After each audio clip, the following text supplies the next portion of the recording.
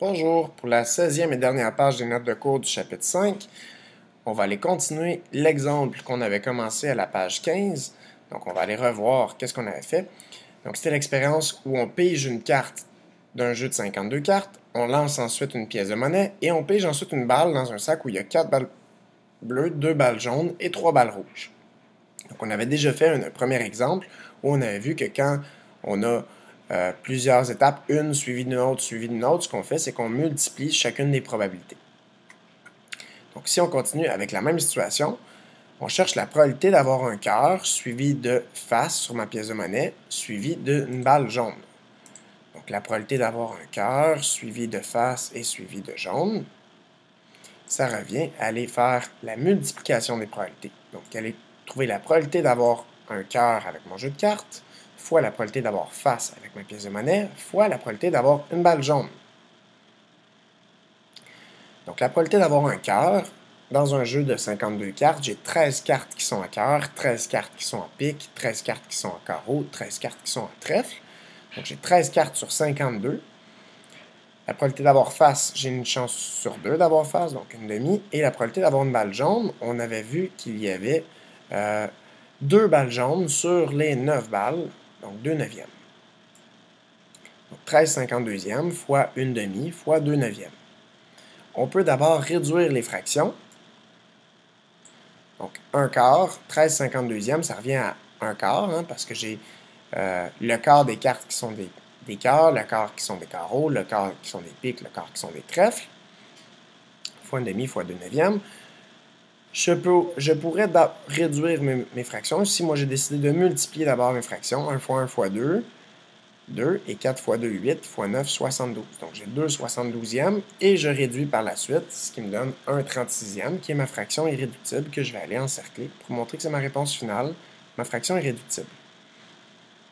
Donc la probabilité d'avoir un quart suivi de face et suivi de jaune, j'ai une chance sur 36 d'avoir cette séquence-là.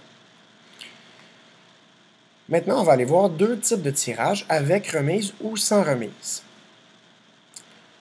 Donc ça, c'est les problèmes classiques avec des balles. Donc on pige 3 fois dans un sac de balles contenant 4 balles bleues, 5 balles jaunes et 3 balles rouges en remettant les balles dans le sac à chaque fois. Donc ce qui se passe, c'est qu'on va piger une première balle, on va la remettre, on va piger une deuxième balle, on va la remettre et on va piger une troisième balle. On veut savoir quelle est la probabilité d'avoir une balle rouge, suivie d'une balle bleue et suivie encore d'une balle bleue.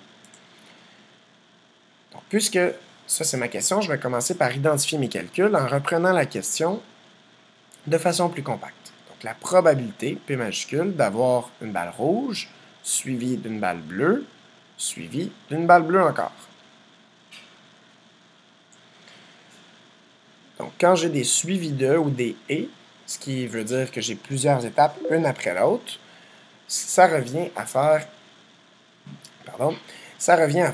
la probabilité d'avoir une balle rouge fois la probabilité d'avoir une balle bleue fois la probabilité d'avoir une balle bleue.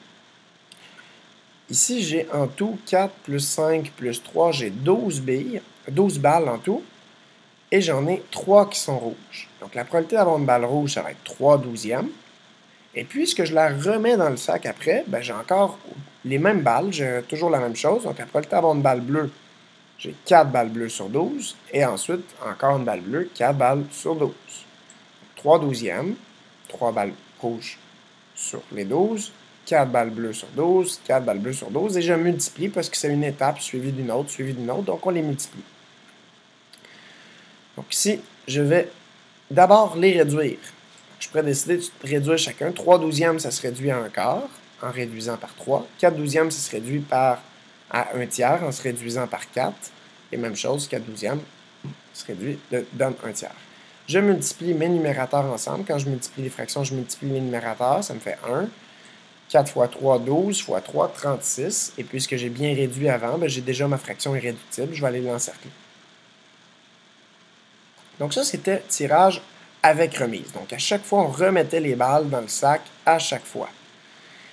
Je peux aller faire un tirage sans remise. Et là, je vais aller voir la même question, la même situation, mais là, je vais... Donc, on pige 3 fois dans un sac de balles contenant 4 balles bleues, 5 balles jaunes et 3 balles rouges, mais cette fois-ci, sans remettre les balles dans le sac. Donc, je vais piger une première balle. Ensuite, je ne la remets pas. Donc, je vais avoir 11 balles dans mon sac. Et Ensuite, j'en pige une deuxième, je ne la remets pas, donc il va me rester 10 balles dans mon sac, et je vais piger parmi ces 10 balles-là. Calcule la probabilité de l'événement suivant, piger une balle rouge, suivie d'une balle bleue, et suivie d'une autre balle bleue. Donc c'est la même question encore là. On va voir que ce ne sera pas la même probabilité, parce que si je ne remets pas les balles dans le sac, bien, mes probabilités vont changer. Donc, piger une balle rouge, probabilité d'avoir une balle rouge, suivie d'une balle bleue, suivie d'une balle bleue. Donc, j'identifie d'abord mes calculs. Puisque je multiplie, puisque c'est suivi de, je multiplie mes probabilités. Donc, c'est la probabilité d'avoir une balle rouge, fois la probabilité d'avoir ensuite une balle bleue, fois la probabilité d'avoir ensuite une balle bleue. La probabilité d'avoir une balle rouge, on avait vu tantôt, c'est la même chose, que j'ai 3/12e, qui est la probabilité d'avoir une balle rouge. Pour ma balle bleue, ensuite, il me reste seulement 11 balles. Donc, j'ai 4 balles bleues possibles sur les 11 qui restent si j'ai eu une balle rouge. 4/11e.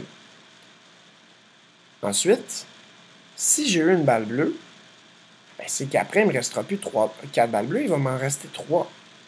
Et il me reste un total de 10 balles en tout.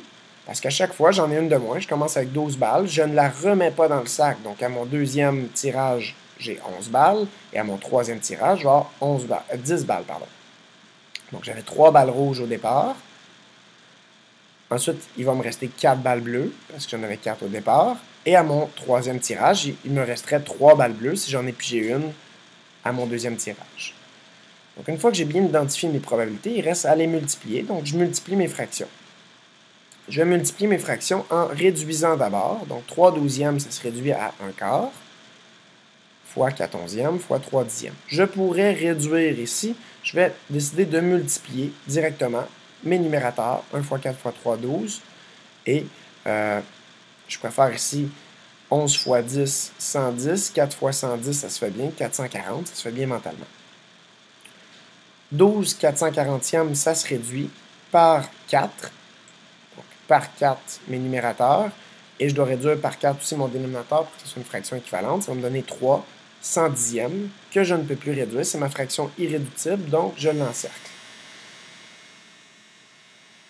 Donc, pour terminer, quand j'ai un tirage sans remise, la différence avec un tirage avec remise, c'est que je ne remets pas les balles dans le sac. Donc, mon dénominateur va décroître à chaque fois. Et je dois vérifier s'il y a des balles qui ont déjà été pigées. Donc, je n'aurai plus le même nombre de balles. Voilà, c'est ce qui termine le chapitre 5 sur les fractions et les probabilités. Nous verrons dans le chapitre 6 les nombres décimaux. Merci.